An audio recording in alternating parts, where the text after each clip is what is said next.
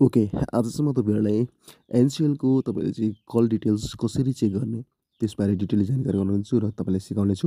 एनसिएलको call डिटेल्सहरू तपाईँले चाहिँ कल गर्नुभएको तपाईँ नम्बरहरूलाई कुन कुन नम्बरमा तपाईँले कल गर्नुभयो कुनमा तपाईँले चाहिँ त्यसबारे डिटेल जानकारी गराउँछु।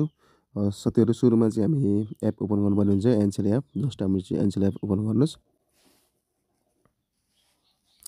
एनसिएल एप ओपन गर्नुहोस्। यसरी एनसिएल एप ओपन हुँदैछ र एनसिएल एप ओपन भइसकेपछि तपाईँले चाहिँ अनि यहाँ जस्ट तपाईँले देख्नुहुन्छ यहाँ कल डिटेल्स भनेर तपाईँ तलको अप्सन देख्नुहुन्छ कल डिटेल। यो कल डिटेल अप्सनमा चाहिँ तेस्रो नम्बरमा यसरी जस्ट क्लिक गरिदिनुहोस्। यसरी क्लिक गरिसकेपछि माथि देख्नुहुन्छ तपाईँले यहाँ एडी देख्न सक्नुहुन्छ है। यो एडीलाई तपाईँले चाहिँ ब्यास बनाइदिनुहोस्। तपाईँले त्यस्तो तारिकमा हेर्न सक्नुहुन्छ तपाईँले त्यो एडीमा हाल्छ।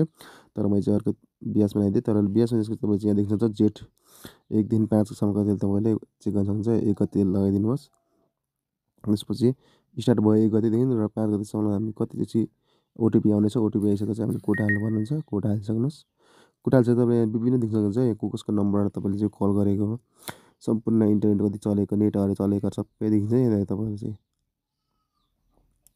डाटा कति कति चलिरहेको छ को नम्बरले फोन गर्यो तपाईँले सबै यहाँ तपाईँले विवरण पाउन सक्नुहुन्छ। यसरी जेठ 1 गतेदेखि जेठ 5 गतेसम्म तपाईँले देख्नुहुन्छ डाटाहरू कति चल्यो यहाँ कति पैसा काट्यो सबै यहाँ तपाईँले देख्न सक्नुहुन्छ यहाँ हेर्न सक्नुहुन्छ।